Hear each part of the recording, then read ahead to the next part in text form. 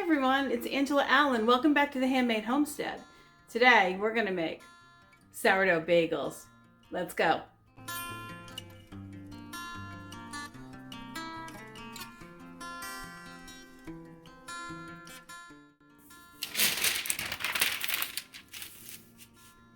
Now I try to make all of our family's bread products, and I do make bread, a loaf of bread, about every other day. In between that, I do other things like tortillas and pita pockets and wraps and bagels. Bagels are a favorite. I don't make a lot of English muffins. I do make bagels almost every other day, and I only make 6 or 8 at a time. That's enough. I have a family of 3 adults right now in my household. That's enough for us. I don't want them to be 2 days old because then they don't taste as good. Homemade bread does get dry a little bit faster without all those dough conditioners and chemicals in store-bought bread. So I try not to overmake it so that we use what I make. I do make sourdough bagels specifically, and when I'm going to do that, I put the sourdough bread dough products into the bread maker at night, let it go through a dough cycle, and then I just leave it overnight. I get up the next day, it's morning now, and I shape bagels, put them in my oven to proof, and then I let them proof 3-4 hours, however long it takes for them to become the size that I want. And then I will go through the steps of boiling and baking, topping, that kind of thing of the bagels. This has the dough in it, and I'm going to tell you what I put in it. I'll put it right there so you can have the recipe. But again, I'm not a person who measures a lot, so some of this is going to come from your eye and your feel for the dough.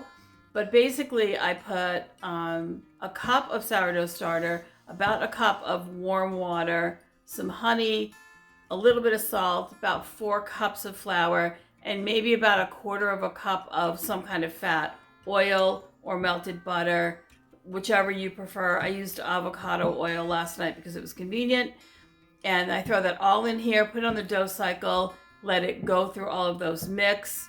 It'll mix for 10 or 15 minutes and then it turns off, and that lets the dough set for maybe an hour or 2, and then it will go through one more kind of deflation mix, and then it just goes off, and I leave it all night like that, and I'm going to show you what I wake up to. So let's look. So I throw a couple of towels over the top just to help keep in the moisture while the dough is sitting here. I haven't looked at it yet today, so we're looking together.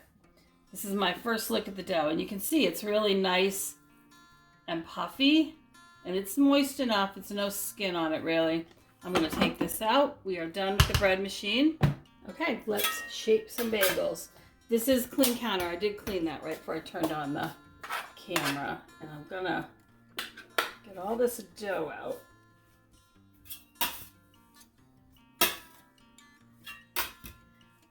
If I can not flour the surface, I'm going to avoid that. And my only reason is because I want to be able to roll the little balls of dough. If there's too much flour, I can't. But I will flour the surface of the bagels when I put them in the pan, when they're ready to go in the pan, because otherwise they stick to the towel. I'm not really fond of that. I don't care if they're exactly the same size. I try to cut them, similar, but it's okay if they're not. I don't really care about that.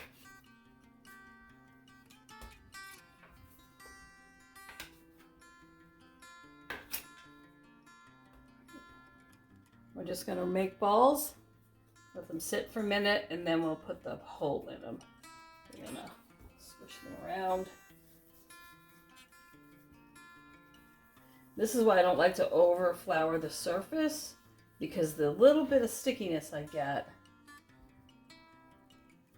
right there helps to form the ball and get that smooth ball.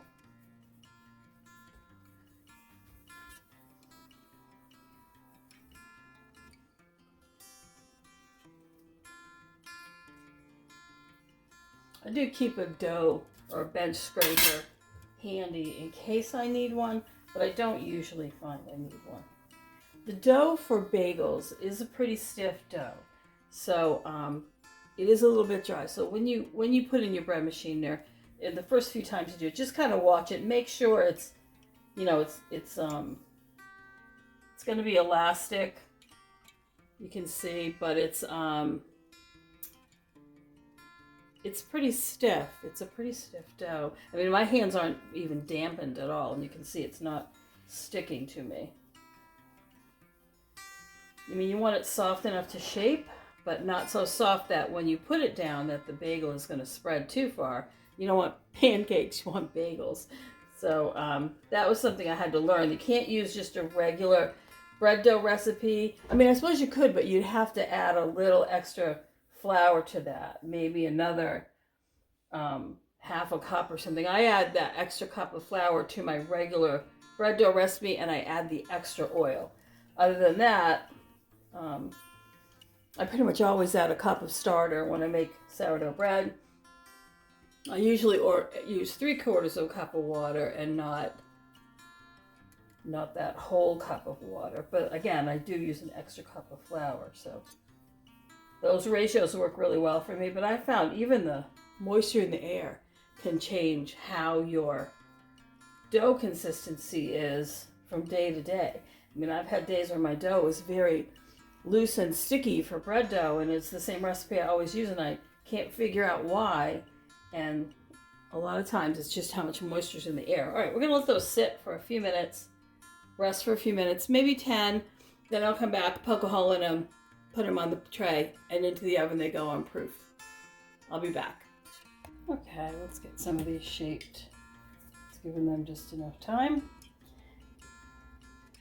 You can roll them out into a rope and wind them around if that's what you choose to do, but I am not doing that.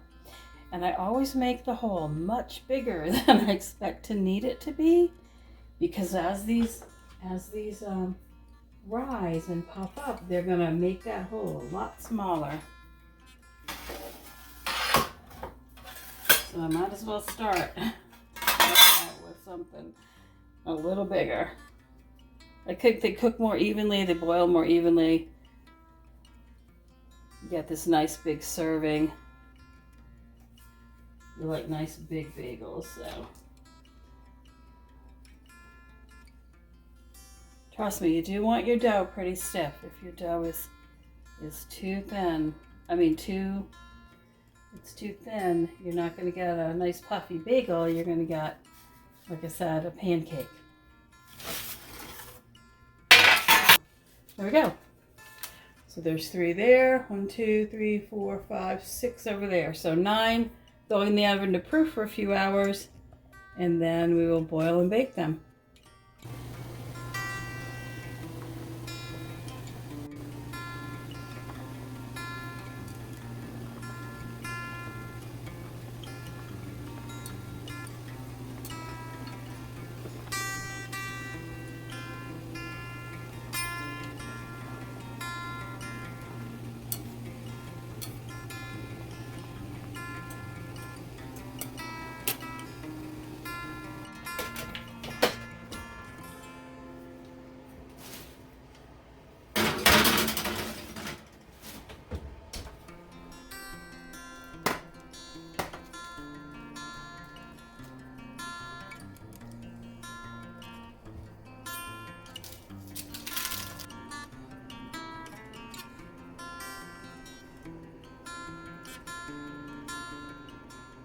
Well, thank you so much for joining me today for Sourdough Bagels.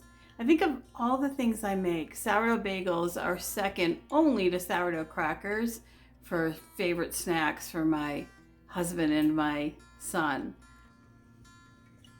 We do have several other sourdough videos available in our playlist that you might find interesting, so take a look at those when you get a minute and let me know what you think.